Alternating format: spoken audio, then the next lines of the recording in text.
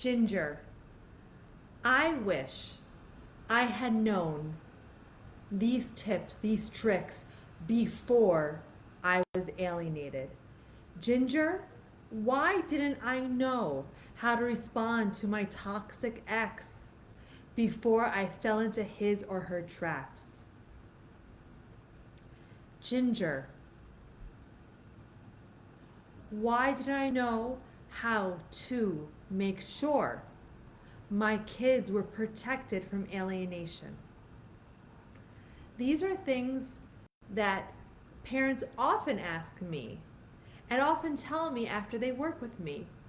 They really regret not knowing these simple tips once until they really regret not knowing these simple tips on how to prevent parental alienation before they became alienated. So tonight, I want to open this up for comments and discussion. First of all, remember, type in connect if you want information on how we can help you. Please like and share this video. And a little thing about why you should listen to me. Who am I? I'm Ginger Gentile. I'm known as the Erased Child Whisperer. I'm a child of high conflict divorce who, after making 2 documentary films, including Erasing Family, which you can stream for free on YouTube and many other sites, now dedicates my whole life to reuniting families. So this is the last generation that suffers from parental alienation. And tonight we're going to do something a little different because I want to hear from you in the comments on what advice would you have given to your former self before you were alienated? What would have helped you the most in preventing being from where you are now? If a parent in a similar situation came to you, what would you say? So I really want the comments to light up so we can start with just, if you just want to type in, if you're feeling hopeful, hopeless, if you want information on how we can help you, type in connect. But all the people who are watching, what is some advice you'd want to share? Because I can start sharing, but I don't know as much as you do because you are experts in this, because you are parents who are either reuniting with their kids, struggling to reunite, or have reunited. So I want to hear from you. I think the biggest mistake that parents tell me that they wish they had known about is that family court, just because the judge says I'm finally beginning to get it or has some favorable comments, doesn't mean the judge is going to rule in your favor. And I've worked with so many parents who've been in court for years saying the judge is finally beginning to see this. I'm like, what? They're finally beginning to realize what child abuse is? Like, we have to be very careful in putting our faith in third parties to reunite.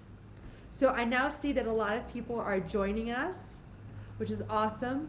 So I want to see some comments on what advice you would give to other parents who are in your shoes or who have been in your shoes on what not to do or what they should do if they have been alienated. So as I said before, the big one is putting too much faith in the courts and thinking that because a judge is going to give you a fair ruling, or a judge says, I'm beginning to get this, that you have faith that they're going to rule in your favor. So another big mistake is that when the child has a false accusation or accuses you of doing something, you will tend to react. What a lot of parents do is they tend to say, oh, that's not true. This is what really happened. Let me explain it to you. You got the facts wrong. And then this puts the child in defensive mode. So what we should be doing instead is saying to our children, thank you for sharing that with me. How does that make you feel? How does that make you feel? And then sitting with them and holding space with them.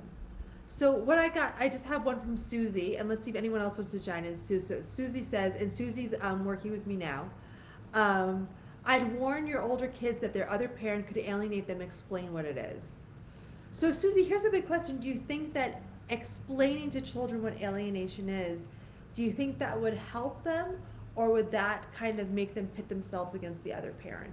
Anyone else want to jump in with a comment on what is something that they wish they had known before? But Susie, let's have a little conversation. So you're saying that they lacked information. Anyone else want to jump in with a comment?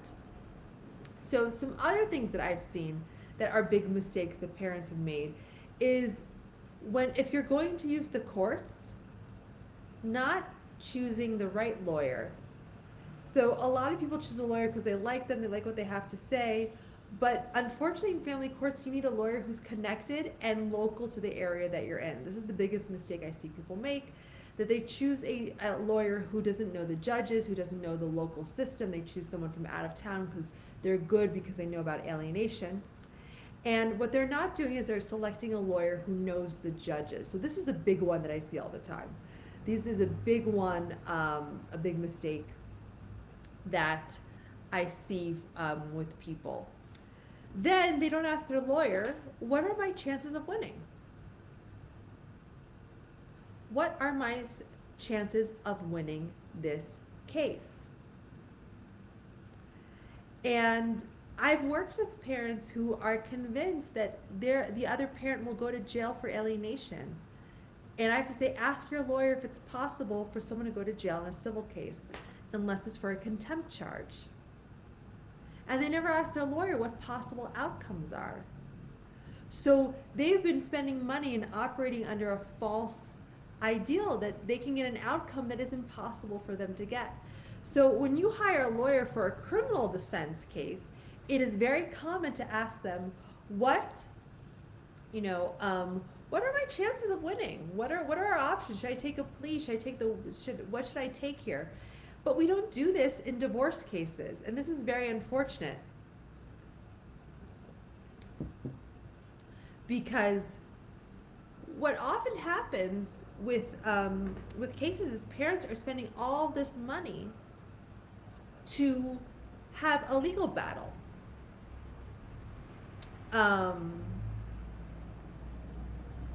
That not only do they not have that they don't have a chance of winning. And imagine if you spend all that time and money and effort using another method to reunite that doesn't involve the courts and isn't nearly as expensive. So Nadia said, my ex hired a female lawyer with an MBA in finance. I had no chance because both me and my ex had a master's degree. It was decided no child support. Back in 2009, no one really knew anything about alienation. Right. So tell me a little about like why an MBA or the female lawyer, why that was key, and what you would have done, because you're talking, I had no chance. What would you have done differently to have given you a chance in that situation, Nadia? Because that will really help other people. And also, Nadia, are you still alienated? Because then it's been like 14, 15 years. So let me know in the comments. Anybody else have a question or a comment on what they would do if they could go back? What advice they would give other parents? And a big one I see is falling into the traps that the alienator sets for you. And what this is that what the alienator wants you to do is they want you to have a reaction to be negative, right? To react with sadness, frustration, or anger, and then they'll use it against you. And who knows you better in this world than your soon-to-be ex, right? So what I think is very important is to realize that they're setting traps. So they may be nice to you and then mean to you, maybe mean to you only in private, and however they showed up in the beginning of the relationship is often how they are going to appear to other people.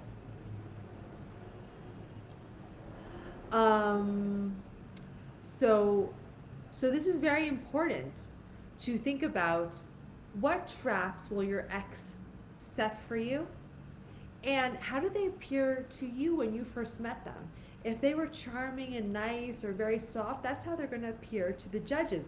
And you roll in saying, this is unfair and unfair and unfair, and they're going to go with the other person. You're falling into a trap.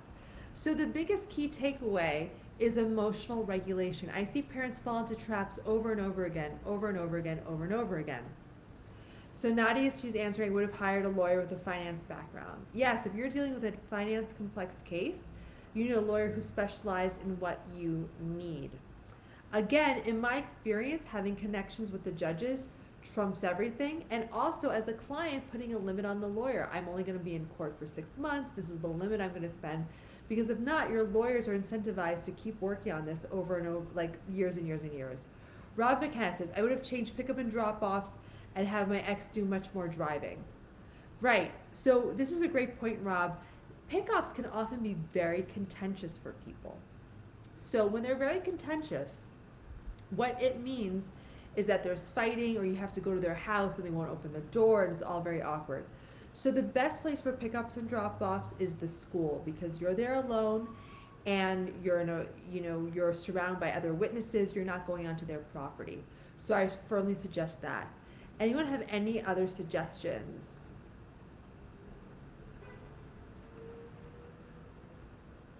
So Don Bruce says, honestly, the courts are the exact place you should never go. I agree, Don. Hiring a lawyer is throwing money in the trash. The money's collected from court go to the judge's retirement fund. Don't do it. It's sad and horrible. But just walk away until the children are old enough, then reconnect. So Don, I agree with the first part, but there's so much that parents can do. So Don, I want to ask you a question. Is there a reason why you believe it's just waiting, Dawn? What can we do besides waiting? Because a lot of parents think it's court or do nothing, and there's a third way. If you're interested in the third way, let me know. So Nadia said, my son and I recently met for the first time 16 days ago. My son needed time and space to process. My ex had power and control issues and with the judge. So Nadia, what are you interested in doing to reconnect? Are you interested in help in getting assistance in making sure that the relationship is positive, that you're able to rebuild? Because a lot of parents put so much emphasis on the meeting, right? And it's on how can I connect with my child, and they don't think about how do I rebuild this relationship that has been damaged on purpose. And also your child was raised by an unhealthy person, so they learn what love looks like from an unhealthy person. Are you able to show up in a healthy way? Are you able not to fall in their traps and be triggered? Let's see what other comments are. Josephine Bros interested in third way to reconnect. Josephine. So we have some people who are on the roadmap. Josephine, you are learning the third way because Josephine and some other people, I have a great comment from Lee Mai. So Nadia Crane, I highly recommend the roadmap program.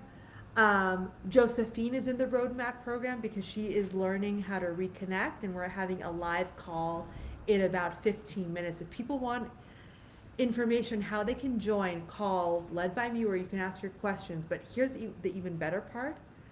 It's not just asking me questions. We bring on regularly alienated kids and their parents who have reunited, and you can ask them anything. Imagine being able to ask a child like your child, what caused you to reach out? What caused you to reconnect? How did your mommy or your daddy show up for you?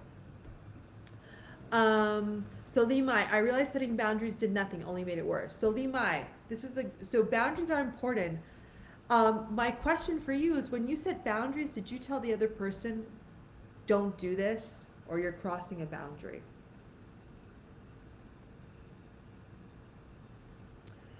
Nadia says meditation doesn't work. So Limai, if you can answer me, if not, I'll answer the question for you and talk about how to set boundaries. Mediation doesn't work when one spouse has power and control issues.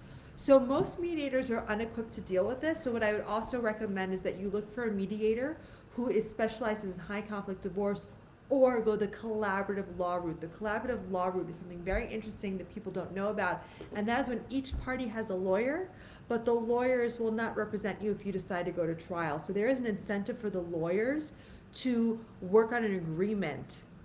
And they are not just vowed to represent you as the client, they represent the entire family. It's very interesting. Okay, so Limai, so this is something that comes up, boundaries don't work. So when and I was talking to a mom about this, and for years her alienator has been driving her nuts and won't give her special needs son medication. So like real major control issues. And I work with her to see that telling him why not giving him medication was bad. And they also have joint decision medical making power. You never want, if someone's high conflict, you don't want joint decision making power. It's better that a third party has it or you have it, but don't do joint, because then you're in discussions the rest of your life with this person. So she was setting a boundary. You have to give medicine, you have to do this is why. And like, you're never going to convince someone, especially when someone enjoys fighting with you, right? So what she did instead, what she started to do is says, I see that you don't want to give our son medication. Could you please tell me more about this? So I understand because I value your opinion. And he goes, okay, I'll give the medication. Sometimes, and this is what we forget, we gray rock or we don't emotionally react, which for some people is very hard and feels inauthentic. We say these are my boundaries and you have to respect them, like someone has to do something.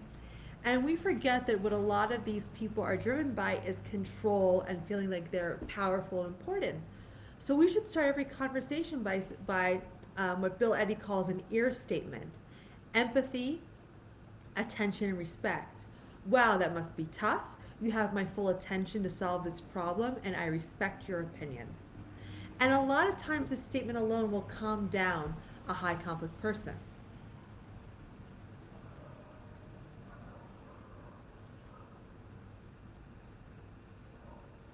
So, Dawn, are you interested in a third way? So, Limai, and also getting emotional. We only communicate over email. That's a great strategy, only over email. So, Dawn, I totally hear you. And I did a whole movie called Erasing Family, which you can watch for free on YouTube, on our website, erasingfamily.org. There's a ton of resources. There's even a hotline you can use, all free. I do not believe that the family courts are appropriate venues. They can sometimes put in an enforceable order, and that's it if you use them early on. But even in most cases, you should use mediation. And what most people do is they try to prove after the fact that alienation or orders aren't being followed. And the courts are very useless in that case because the other party has already gotten used to nothing happens if they do something wrong.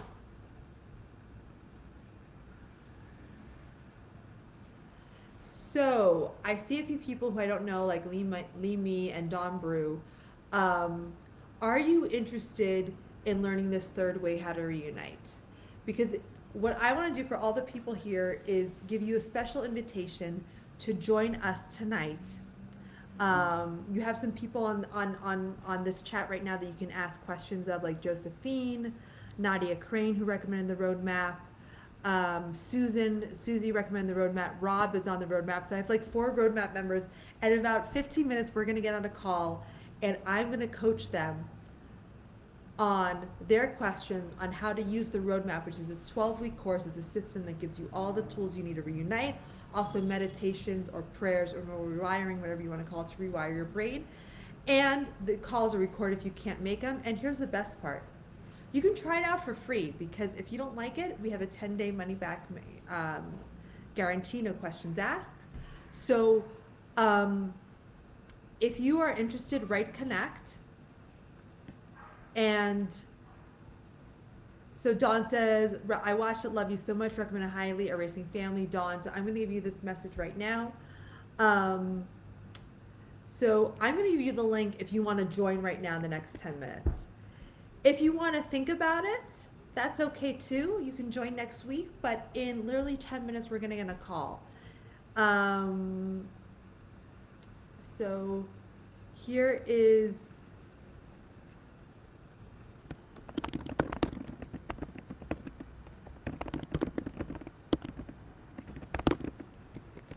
So Josephine, I just sent you a message and I also replied to you in a comment. And for anyone who's like, where is this link? It's in the first comment and it's in the description of this video.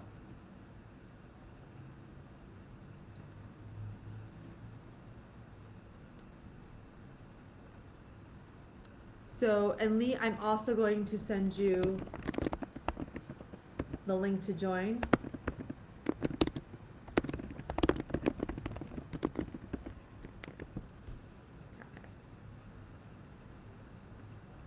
And I'm also giving you a reply right there. Anyone have any questions about the roadmap? And I want to read you a response from a woman who just started to take the roadmap, so you all have some hope. So let me pull this up. So this mom messaged me.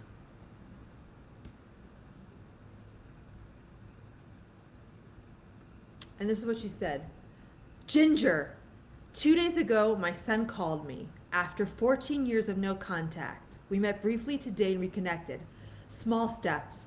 He said he needs a lot of space. He said the catalyst was seeing his best friend who just had a baby. The baby fell asleep on my son's chest. The next day he called me. He wanted to connect with me sooner, but he didn't feel like he had all the tools yet. Today he has said he had enough tools in his toolbox and will be adding more. Thank you, Ginger. My aha moment was the first lesson of the roadmap, expectations. Expect your child to ring the doorbell. Be ready. Who here would like to be the next person who can write an email like that? Who can say, wow, I'm a success story? If you are, all you have to do is click on the link and join us. And again, you have nothing to lose. If you don't like it after 10 days, you just say, I want a refund, and I'll refund you all of your money. And it's not just me who you'll be working with. You'll be working with some amazing kids who are ex-alienated kids like me, who are now coaches. And we also bring on special guests, moms and dads who have reunited. So I hope to see you all there. Rob's going to be on there. Josephine's going to be on there. Nadia, Susie. So many people who are on tonight are really getting a lot of value about this. So if you have a question about the roadmap, because I need to get off in a few minutes to join that course.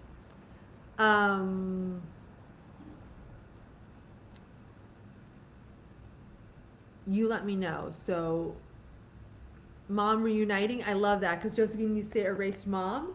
I'm sending you the link anyway, Josephine, but you're on the call tonight because you're on the roadmap.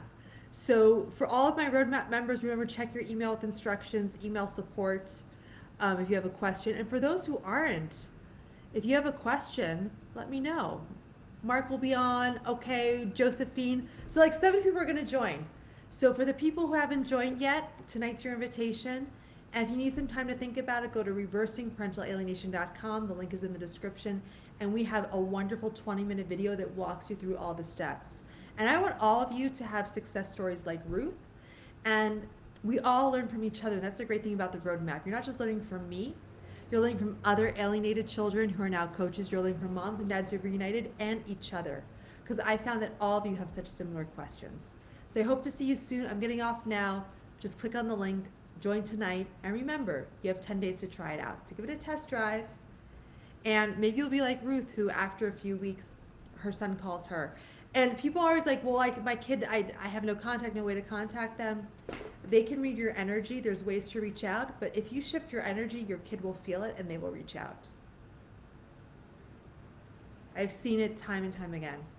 And people are always like, how can I reach out to my kid? I'm like, be the parent that they reach out to, that they want. Someone said, my kid only emails me when they want something. Then we need to make them want to have a relationship with you. See everybody soon. Good night.